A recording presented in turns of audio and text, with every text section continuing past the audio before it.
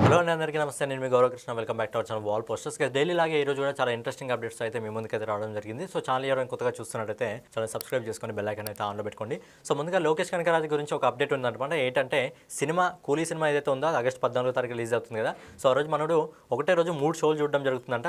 ఎందుకంటే ఆ సినిమాకి దాదాపు 50 కోట్ల రెమ్యునేషన్ తీసుకోవడం జరిగింది. సో రెమ్యునేషన్ అక్కడ ఖర్చు పెడదాం అనుకుంటాడేమో. అందుకే మొదటి రోజు 3 షోలు చూసి తర్వాత ఫ్రెండ్స్తో అయితే మంచి చిల్ పార్టీకి వెళ్తానని చెప్పి మనడు మీడియాతో అయితే పంచుకోవడం జరిగింది. గైస్ నెక్స్ట్ అప్డేట్ వచ్చేసి కుబేరా మూవీ గురించి. సో కుబేరా మూవీలో ధనుష్ గారు, నాగార్జున గారు అద్భుతమైన పాత్రలతో అయితే ప్రేక్షకులను అందరి మెప్పించడం జరిగింది కదా. సో కుబేరా కలెక్షన్స్ దాదాపు 70% కలెక్షన్స్ మన తెలుగు నుంచే రావడం జరిగిందంట. తమిళం కంటే కుబేరా సినిమా తెలుగులో ఎక్కువ కలెక్షన్స్ సాధించడం స్పష్టంగా కనిపిస్తుంది. తమిళ హీరో అయినప్పటికీ తెలుగులో ఎక్కువ కలెక్షన్స్ రావడం జరిగింది. బేసిక్గా కుబేరా మూవీ గురించి ఇంకో అప్డేట్ ఏంటంటే బేసిక్గా ఏదైతే ధనుష్ గారి పాత్ర ఉందో ఆ ధనుష్ గారి పాత్రకి ఇంతకుముందు శేఖర్ కమల గారు విజయ్ దేవరకొండ అనుకోవడం జరిగిందంట. కానీ విజయ్ దేవరకొండ గారు ఆ పాత్ర చేయను అనేసరికి ఆ పాత్ర అయితే ధనుష్ గారి దగ్గరికి రావడం జరిగింది. నెక్స్ట్ వచ్చేసి కూలీ మూవీ గురించి నాగార్జున గారు ఒక మంచి అప్డేట్ అయితే ఇవ్వడం జరిగింది. ఏంటంటే నాగార్జున గారు ఈ సినిమాలో పాత్ర చేయడం జరిగిందా, ఒక విలన్ రోల్ని అయితే చేయడం జరిగింది.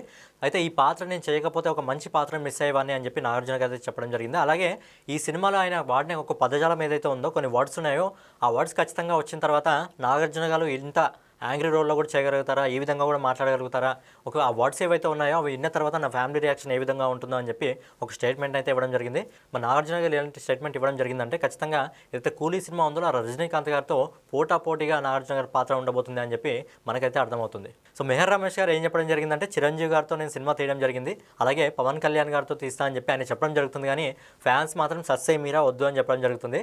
సో చూడాలి మరి. పవన్ కళ్యాణ్ గారు ప్రజెంట్ అయితే 3 సినిమాలు అయిపోవడం జరుగుతుంది కాబట్టి ఆయన అయితే ఇకపైన నెక్స్ట్ పాలిటిక్స్లోనే ఉండే అవకాశం ఉంది. మరి ఇప్పుడు డేట్స్ ఇస్తే మరి డైరెక్టర్ ఏమన్నా లైన్లోకి వస్తాడా లేదా అనేది చూడాలి. కానీ ఫ్యాన్స్ మాత్రం ఫైనల్గా వద్దు బాబు వద్దని చెప్పి వాళ్ళైతే చెప్పడం జరుగుతుంది. నెక్స్ట్ అప్డేట్ వచ్చేసి కర్ణాటక ప్రభుత్వం సినిమా టికెట్ల విషయంలో ఒక నిర్ణయం అయితే తీసుకోవడం జరిగింది. బేసిక్గా పెద్ద సినిమాలు వచ్చినప్పుడు టికెట్ రేట్లు పెంచుకుంటూ పోతాం కదా, 300, 400, 500. సో అలా కాకుండా కర్ణాటక ప్రభుత్వం ఒక పర్టికులర్ డిసిషన్ అయితే తీసుకోవడం జరిగింది. ఇకపైన ఎలాంటి సినిమాలు వచ్చినా, ఏ లాంగ్వేజ్ వచ్చినా కర్ణాటకలో ఏవైతే థియేటర్లు ఉంటాయో సింగిల్ స్క్రీన్ కానివ్వండి లేకపోతే మల్టీప్లెక్స్ కానివ్వండి ఖచ్చితంగా 200 దాటి టికెట్ ప్రైస్ ఉండకూడదు అని చెప్పి ఒక నిర్ణయం అయితే తీసుకోవడం జరిగింది. అండ్ దీనికి సంబంధించి ఎవరైతే ప్రేక్షకులు ఉంటారో వాళ్ళ ఒపీనియన్ కూడా ఇవ్వచ్చు అని చెప్పి కర్ణాటక ప్రభుత్వం అయితే చెప్పడం జరిగింది. నెక్స్ట్ అప్డేట్ వచ్చేసి సల్మాన్ ఖాన్ గారి గురించి అనమాట. సో సల్మాన్ ఖాన్ గారు ఏదైతే ముంబైలో భద్రా వెస్ట్లో తన ఫ్లాట్ ఉందో తన ఫ్లాట్ని అయితే అమ్మేయడం జరిగింది. ఆ ప్రైస్ అంటే ఖచ్చితంగా మనం షాక్ కావాల్సి వస్తుంది. ఏంటంటే దాదాపు 5,35,00,000 రూపాయలకి అయితే తన ఫ్లాట్ని అయితే అమ్మేయడం జరిగింది.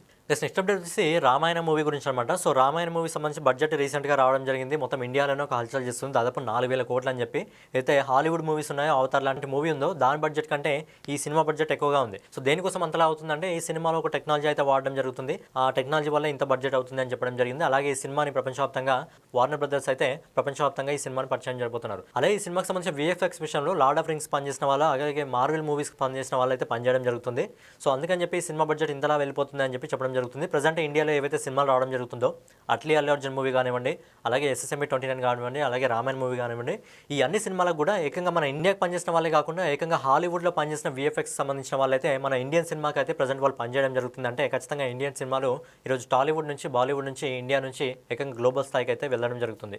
ప్లస్ ఫైనల్ అప్డేట్ వచ్చేసి ఏదైతే సంక్రాంతికి వస్తున్నాం సినిమాలో ఎవరైతే బుల్లిరాజు అని చెప్పి ఒక పాత్రలో మన అందరినీ అలరించడం జరిగిందో ఆ బుల్లిబాబు గురించి అనమాట. సో బుల్లిబాబు ప్రజెంట్ కొన్ని సినిమాలు అయితే తీయడం జరుగుతుంది. కానీ మనలో ఒక్క సినిమాకి దాదాపుగా ₹1,00,00,000 పారితోషికం అయితే తీసుకోవడం జరుగుతుంది. అలా లైన్లో మనోడికి ఏకంగా 10-15 సినిమాలు అయితే ఉన్నాయంట. దాదాపు ఒక్కొక్క సినిమాకి ₹1,00,00,000 వేసుకున్న మనోడు ఈ ఏజ్లోనే దాదాపు 10 కోట్ల వరకు అయితే సంపాదించడం జరుగుతుంది. నెక్స్ట్ మన బుల్లిరాజు వచ్చేసి ఏదైతే చిరంజీవి గారు ఇంకా అనిల్ రావుపూడి గారి సినిమా ఏదైతే జరుగుతుందో అందులో కూడా ఒక రోల్ అయితే చేయడం జరుగుతుంది.